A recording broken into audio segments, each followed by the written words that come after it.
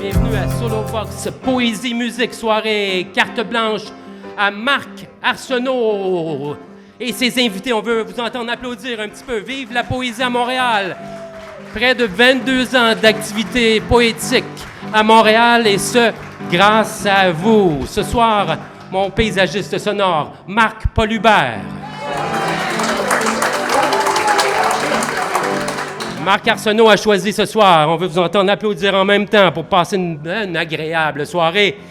Sylvain Turner, Mélanie Béliveau, Jean-Sébastien Huot, Stéphane Despetit et vous, mes chers amis, qui nous ont donné, vous qui nous donnez votre nom toujours pour participer au segment Micro ouvert Open Mic.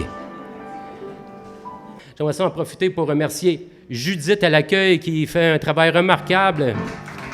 Merci d'être là pour Solo Vox et la poésie. Elle brûle au feu de son sang, s'envole parmi les cocardes, puis plonge vers l'épave où les anguilles logent. Je vais commencer par le tout début, c'est-à-dire la forme narrative s'est imposée dès le commencement de l'écriture de ce recueil, In Extremis. Un garçon que je ne connais pas, dont je ne parviens pas à voir le visage, vient vers moi en courant, me prend par la main et m'entraîne dans un dédale de rue inhabitée jusqu'à la sortie de secours d'un bâtiment aux allures de fabrique d'apocalypse. Une belle lecture que tu as fait au tout début. Et Sylvain Turner, d'ailleurs, si vous avez aimé ça, nous avons son livre à Sylvain Turner. Merci beaucoup. Merci Sylvain Turner. Merci.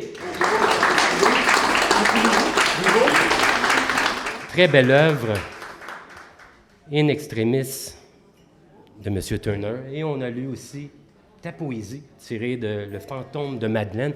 Et j'ai aimé ça quand tu as parlé de France Théoret.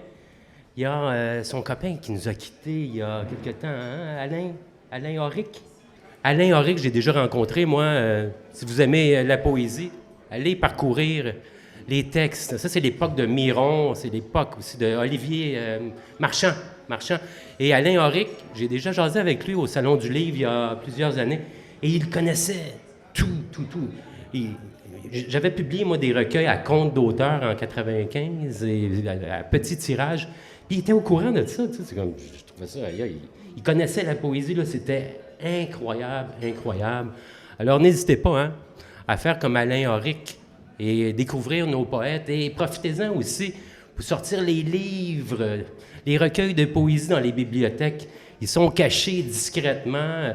S'ils ne sortent pas, ils enlèvent les recueils souvent qui sont pendant des années sur les rayons. Et à un moment donné, ils se disent ça sort pas plus que ça, on les enlève, ils font place à d'autres choses.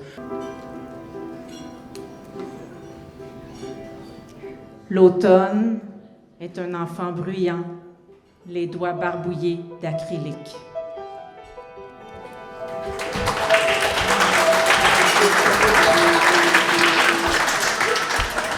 Merci. Marc, un beau choix d'invité. Merci beaucoup, Hakim. On en profite pour remercier Hakim qui filme le tout. C'est très, très important. Alors, on l'applaudit. Merci, Hakim, d'être là pour nous, pour la poésie. Comme je disais, cher Marc, une belle première partie. Là, on s'aventure, on s'en va, on se dirige vers le second segment, seconde partie, deuxième partie de Solo Vox. N'hésitez pas, si vous aimez les auteurs que vous entendez, venez les encourager. Nous avons leurs livres à la table d'accueil. Il y a Le fantôme de Madeleine, de Marc Arsenault. Singulière quête d'identité où se mêlent rêve et réalité. Le fantôme de Madeleine retrace le traumatisme ancestral de Madeleine, l'archer. Absente. Son œil ne s'ouvre que sur l'invisible. Son corps suspendu entre les mots, crispé devant la solitude de sa poupée, éclairée par la chandelle qui lui souffle la brûlure de sa beauté. Et c'est vraiment important ce que Jean-Sébastien a installé et je dirais même que, comme toute la génération de l'écrou, hein, on doit à Jean-Sébastien Huot pour avoir installé une façon de faire qui était au-delà de l'institution littéraire. J'ai ensuite pris le métro et suis allé me recueillir devant les sous-titres du musée de l'Orangerie. Quand je t'écoutais, les images, les mots explosaient. Et ça m'a fait rappeler que lorsque Claude Beausoleil parlait de ta poésie, il disait « Jean-Sébastien Huot, oui, ces poèmes font bing-bang! » La moelle réelle, triangle isocèle, je t'angle à mesure sûre. Merci aussi à Éric qui tient le phare depuis très très longtemps à faire tout ça. C'est apprécié et plusieurs d'entre nous sommes nés dans des événements du genre. C'est mon cas.